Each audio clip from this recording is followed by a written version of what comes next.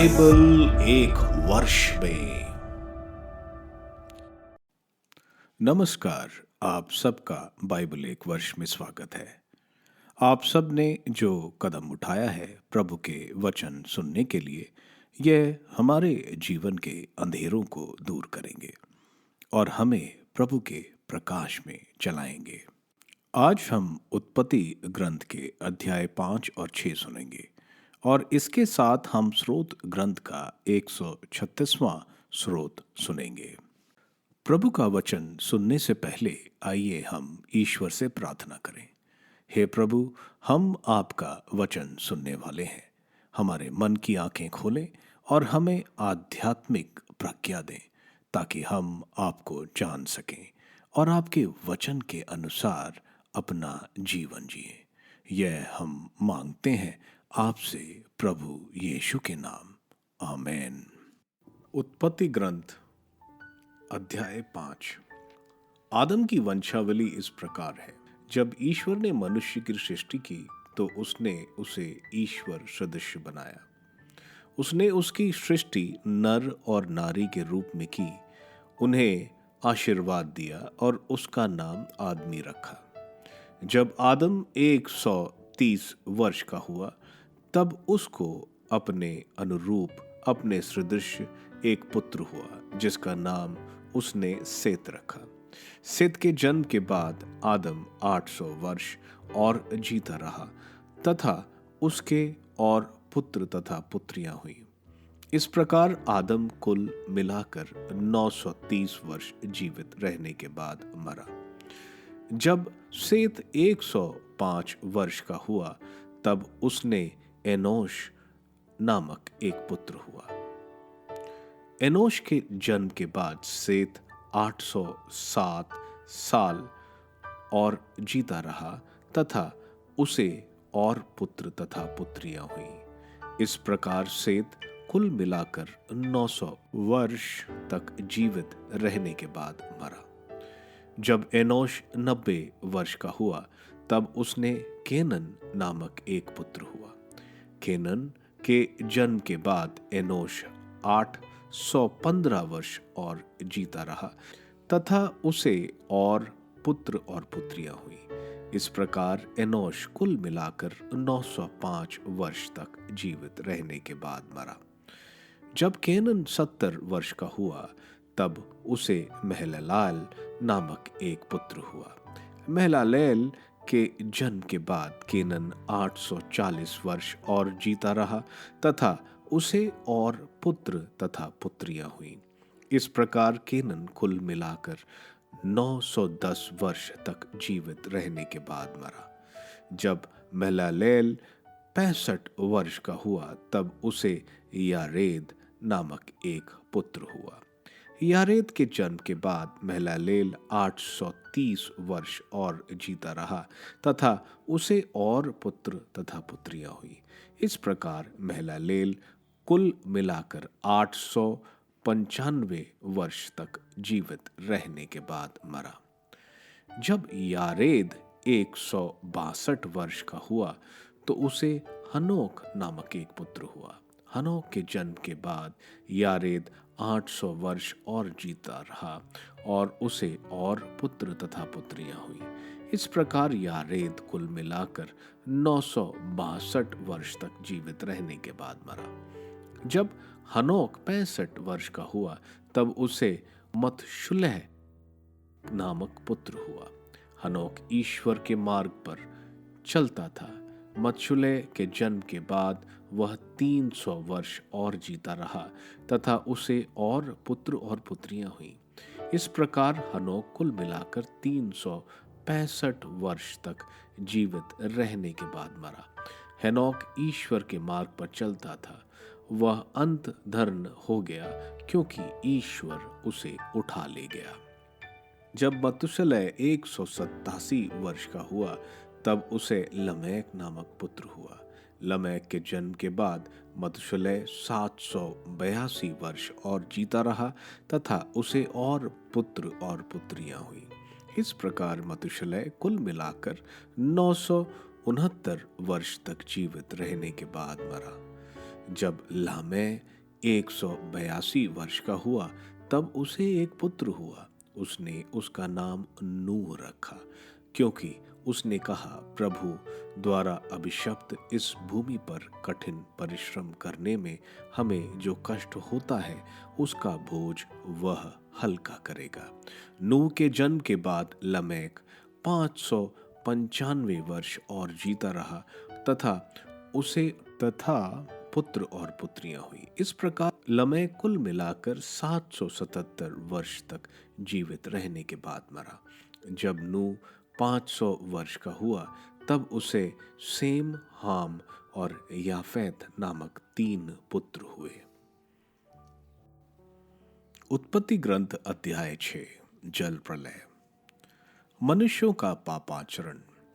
जब मानव जाति की संख्या पृथ्वी पर बहुत अधिक बढ़ने लगी और उसके पुत्रियां हुई, तब ईश पुत्रों ने देखा कि मानव पुत्रियां सुंदर हैं और उन्होंने उनमें जिनको पसंद किया उन्हें अपनी पत्नी बनाया।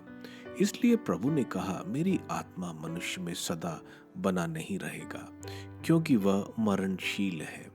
अब उसका जीवन काल 120 वर्ष का होगा। उस समय तथा उसके बाद भी जब ईश्वर पुत्र मानव पुत्रियों से विवाह और उनसे संतान पैदा करते थे, तब पृथ्वी पर निपलीम भी निवास करते थे। वह प्राचीन काल के शक्तिशाली और सुप्रसिद्ध वीर थे। प्रभु ने देखा कि पृथ्वी पर मनुष्यों की दुष्टता बहुत बढ़ गई है और उनके मन में निरंतर बुरे विचार और बुरी प्रवृत्तियां उत्पन्न होती हैं। तो प्रभु को इस बात का खेद हुआ कि उसने पृथ्वी पर मनुष्य को बनाया था, इसलिए वह बहुत दुखी था।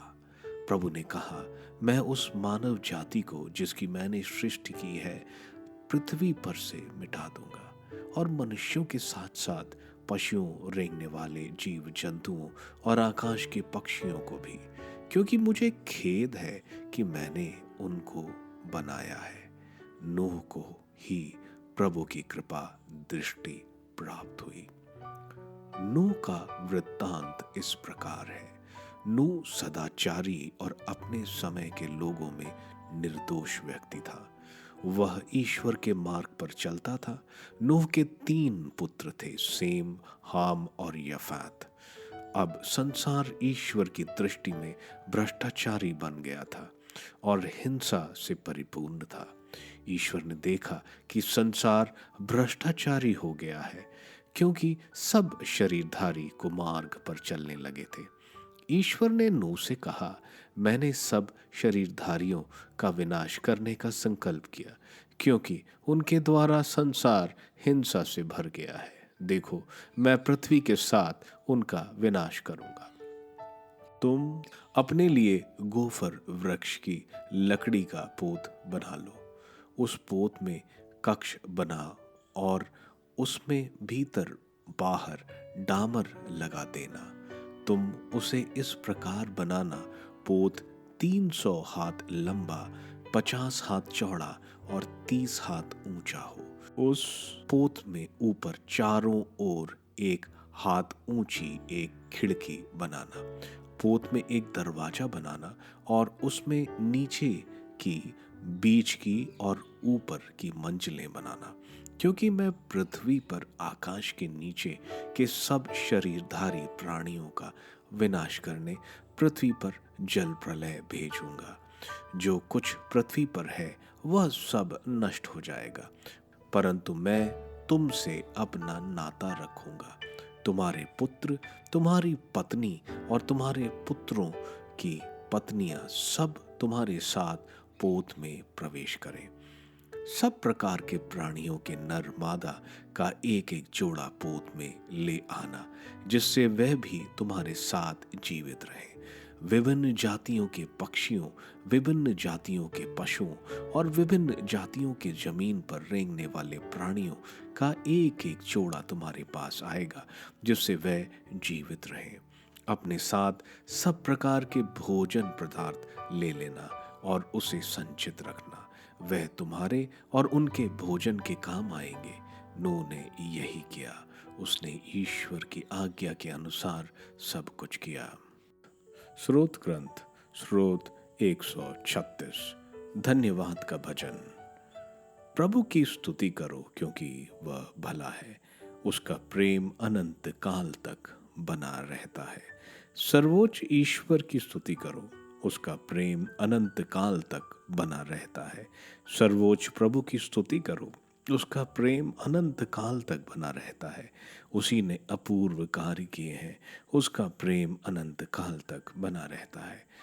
उसने अपनी प्रज्ञा से आकाश बनाया, उसका प्रेम अनंत काल तक बना रहता है। उसने पृथ्वी पर समुद्र स्थापित किया है, उसका प्रेम अनंत काल तक बना रहता है। उसने महान नक्षत्रों की रचना की है, उसका प्रेम अनंत काल तक बना रहता है। उसने दिन का नियंत्रण करने के लिए सूर्य की सृष्टि की है, उसका प्रेम अनंत काल तक बना रहता है। रात्रि का नियंत्रण करने के लिए चंद्रमा और तारों की, उसका प्रेम अनंत काल तक बना रहता है। उसने मिस्रियों के पहलौठों को मारा, उसका प्रेम अनंत काल तक बना रहता है। वह उनके बीच में से इज़राइलियों को निकाल लाया, उसका प्रेम अनंत काल तक बना रहता है।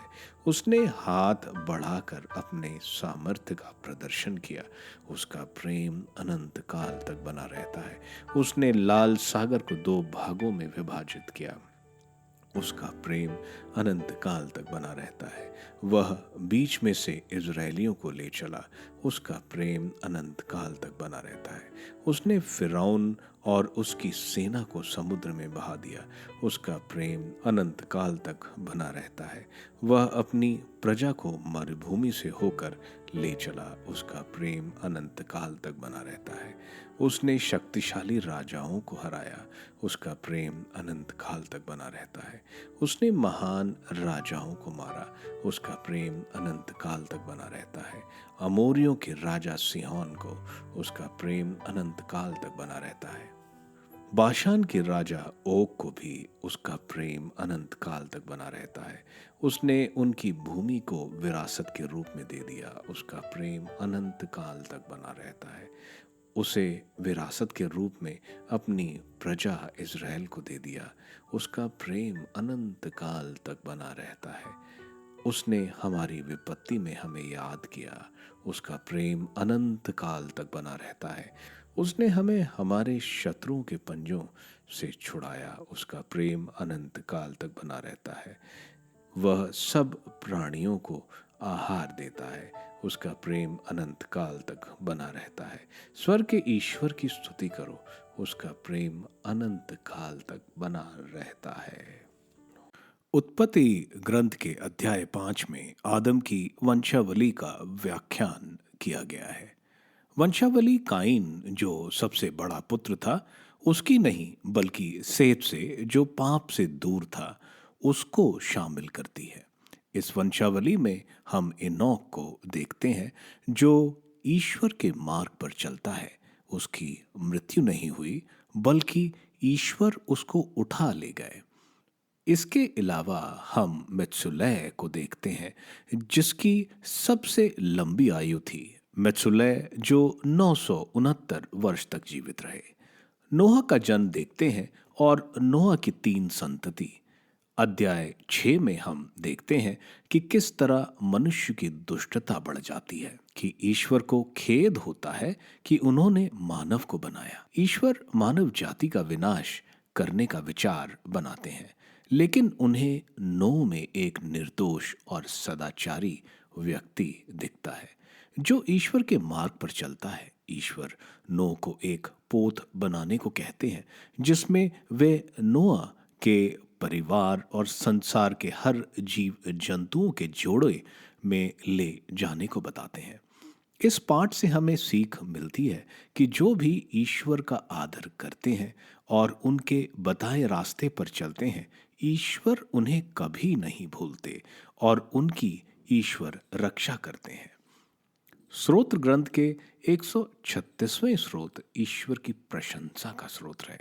यह ईश्वर द्वारा अतीत में किए गए महान कार्यों का बखान करता है और ईश्वर के प्रेम, दया और अच्छाई को दर्शाता है।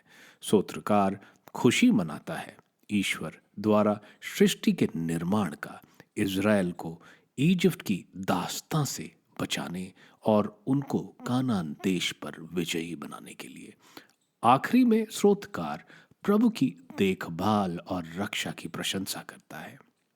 इस स्रोत में 26 बार ईश्वर की दया के बारे में बताया गया है। यह स्रोत यहूदियों के पास्का और हनूका पर्व पर गाया जाता है। आप सबको धन्यवाद ईश्वर के वचन सुनने के लिए। मैं आपसे विनती करता हूं कि आप बाइबल एक वर्ष में को दूसरों के साथ शेयर करें, क्योंकि प्रभु का वचन स्वयं प्रभु यीशु है। प्रभु को दूसरों को देने वालों को प्रभु की आशीष जरूर मिलेगी। मैं आप सबका बड़ी बेसब्री से कल इंतजार करूंगा। धन्यवाद।